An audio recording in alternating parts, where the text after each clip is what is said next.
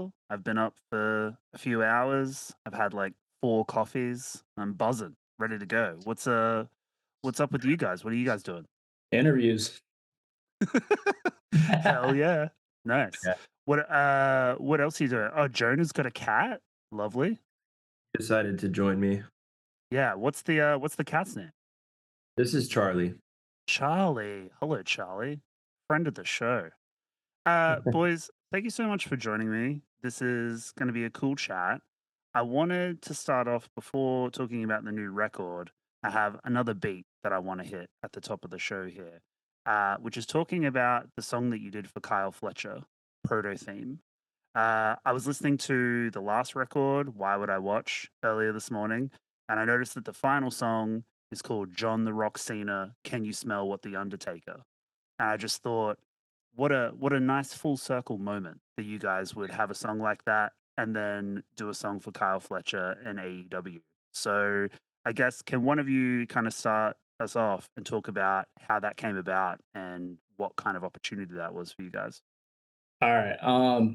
Well, so Brandon, our drummer, is a giant wrestling fan, and Okay. the number one reason why we have wrestling references in any, like, we did a music video for Gans Media Retro Games and titled the song that. I think the details are a little fuzzy, but I want to say Okay. that he was the first point of contact there. He's a huge AEW fan, and yeah, I don't know. It was just really cool to get the opportunity to do that and see it on TV and watch. Obviously Kyle wrestle was cool. So yeah, I don't know. It was a very very cool thing. We're all happy to have done it.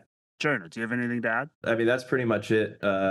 We had like a pretty small deadline to get the song finished, so we had to all kind of just like make it work from our respective homes. We all live in pretty far away from each other, so we just had to make it work. So that was kind of a fun challenge, and obviously, like the style of the song is a little bit different than our regular style, so it was fun to try that. Yeah, I was gonna ask because it is a little bit left of center for Hot Mulligan. So did you have any like direction that you were given, or were they just like was Kyle and the team just kind of like, yeah, just do whatever the fuck you want to do? I think it was more of the second, like just kind of do whatever. And Yeah, we ended up putting together a couple rough drafts of like different sounding. Like, we never finished them or anything, but it was like, here's what songs could sound like, and then we just kind of narrowed it down to like, okay, it seems like the harder style might work better for this, and then from there we just kind of fleshed it out. Struggling to keep afloat. Rise and run till you're overwhelmed. What if I don't want to vote? What if there's a white sauce as well? What if I'm inside your house? What's inside for yourself? You make me shiver. Time, time, time, time. The light is bright out. Never saw every night. Why is nobody killing the rich in their home? I wanted to kind of touch on the new record now. So you've got a album coming out on August 22nd. The sound a body makes when it's still. It's your fourth record, second for Wax Bodega. I was reading through the press release info that I got sent through, and it describes the record as the most cohesive Hot Mulligan record. And I kind of sat there thinking about that, and I wanted to kind of throw it to you guys to be like, what does cohesive mean in the context of Hot Mulligan? Are we talking tone, lyrics, themes, sound? Well, what's kind of cohesive about this record compared to some of the last records?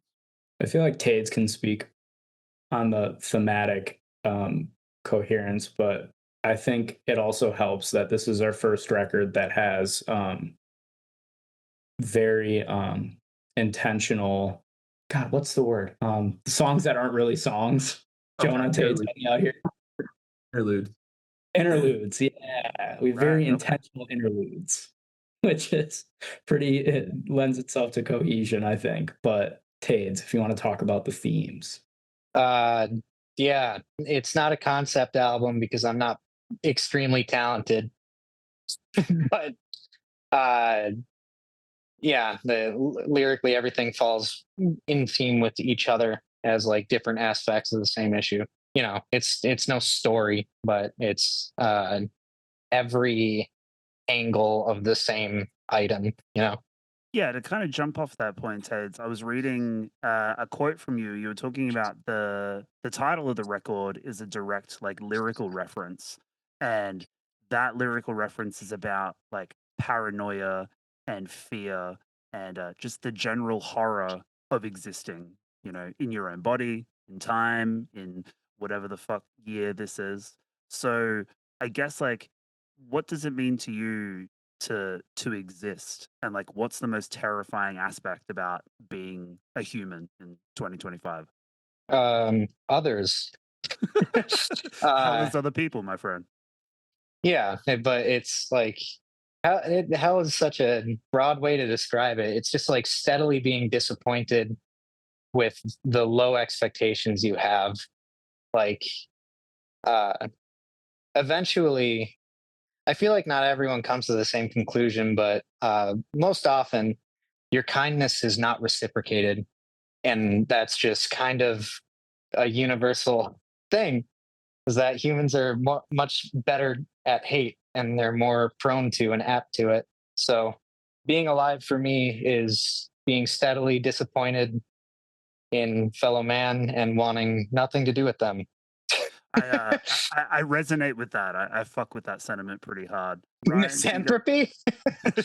Yeah, I'm a misanthrope. It's fun. Jonah, Ryan, do you guys have any points to kind of jump off from that? Is there any kind of lyrical stuff on the record that Tade's kind of singing about that you guys kind of resonate with?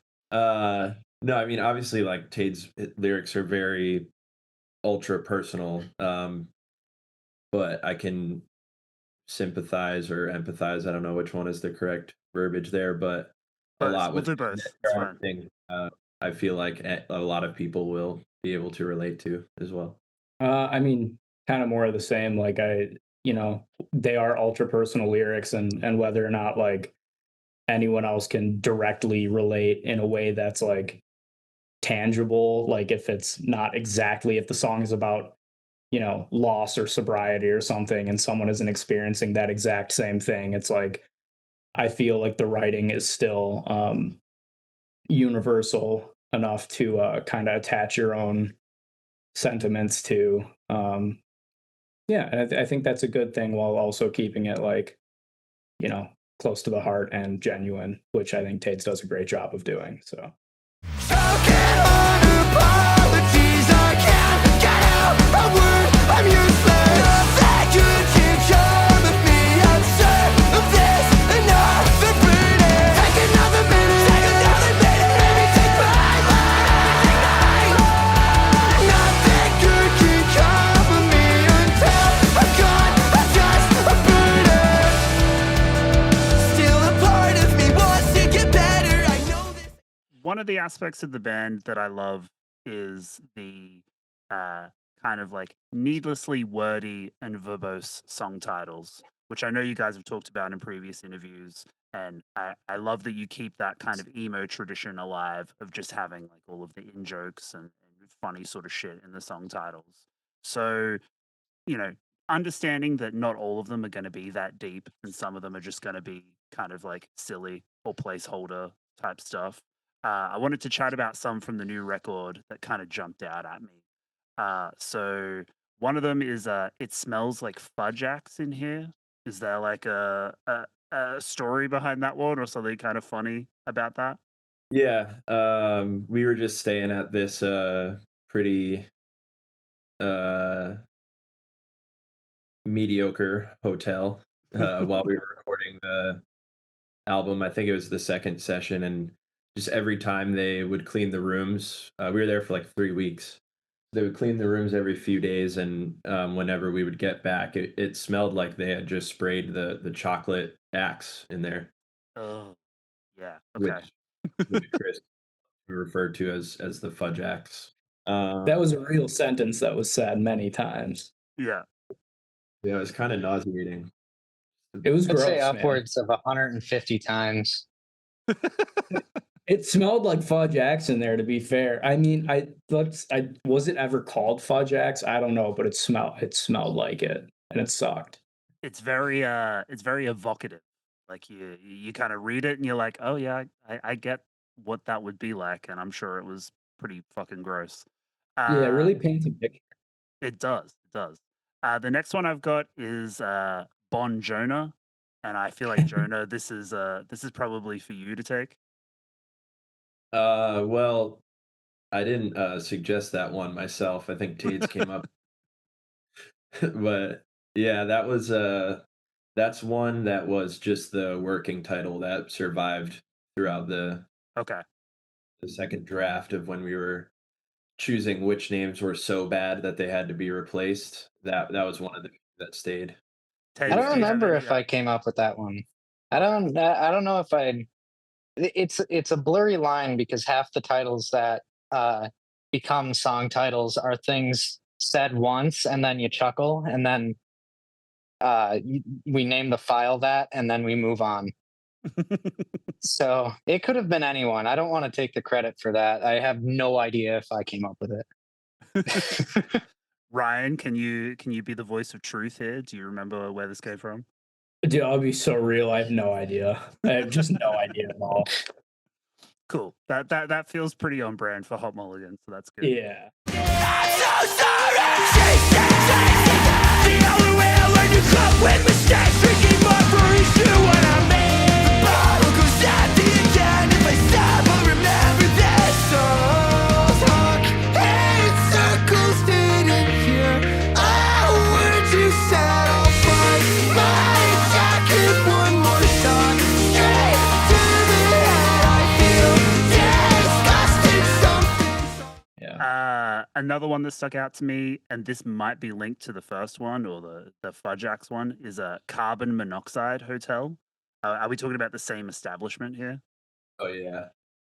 No, I don't think we are, right? We're talking Because- about one up the road. Yeah, Was- so what happened is Third hotel? we Or the stayed third in the hotel? first hotel, and that like it was a bad experience. And then I don't know who, but someone got to Googling the hotel and found an article about like not even 5 years prior, it got like shut down and everyone got evicted because there was carbon monoxide in there. Love that. So then we moved to the Fudge-Axe Hotel, Okay. which is actually an improvement, if you would believe it. Right. Okay. Yeah. Is this like a Hot Mulligan tradition that you guys are just like kind of slumming it in hotels while you're recording a record? Like, is someone like trying to find like a 2-star motel and be like, this is it. This is where we're staying. Slumming it. Dude, we can afford to stay in a hotel while we're recording an album. That's ritzy right there. That's true. Yeah, I mean, to My be mind is honest, set. yeah, if you're gonna be making a record for like, weeks and weeks and weeks on end, Yeah. it's kind we of like, also spent very little time at the hotel. yeah, it was just Right there, we were at the studio from like 8 or 9 a.m. to midnight. So you're really just there to sleep. Yeah, just a bed at that point. That's fair. Well, then, final song title kind of brings us home here is a Slumdog Skajillionaire. I feel like that's got to have a story behind it. kinda. There was an Italian restaurant, like a pretty casual like lunch spot near the studio, and they had something on the menu called scungili, and I don't know what the hell that is, so we got some. Okay. And it turned out to be pretty good. It's just like sea snails or something. Okay. Right. Yeah, and it was completely fine, but the name is really hilarious. The So we name just is kept funny. saying Scungili, and then I think Chris said Slumdog Scungillionaire eventually. Okay. Nice. I'm gonna have to Google that and like see what Skajili is and try that for myself. Yeah, they put it on like pasta and stuff. Okay. All right. Some like Southern European like delicacy or some shit. Yeah, possibly. Well, thank you for running through those with me. I've only got a couple minutes left here on the slot, so I don't want to run over. But I guess with the new record coming out in August, what do you guys have planned for the rest of 2025? Are you planning to make it back here to Australia? What's on the agenda? We are coming back to Australia. Ooh, okay. Let's do it. We kind of just decided that, to be Okay. honest. Yeah, It's a vibe at this point. Yeah. Yeah. I would like to. Australia rules. Yeah. Yeah, we had a great time playing over there, so hopefully soon. Yeah. I just saw a microwave and free throw play here last week. So that got Yeah, me dude. thinking about you guys being here last time, and I was like, surely they're coming back.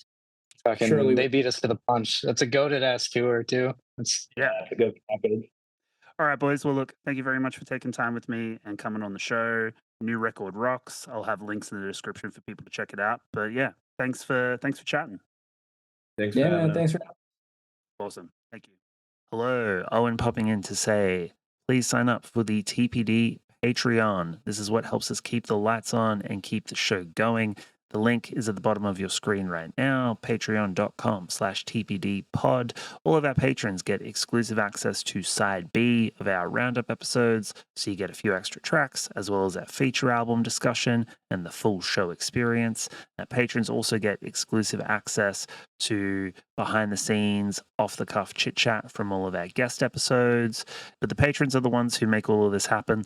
For as little as $5 a month, you can sign up to the TPD Patreon, and it really helps us out, really helps us keep the show going.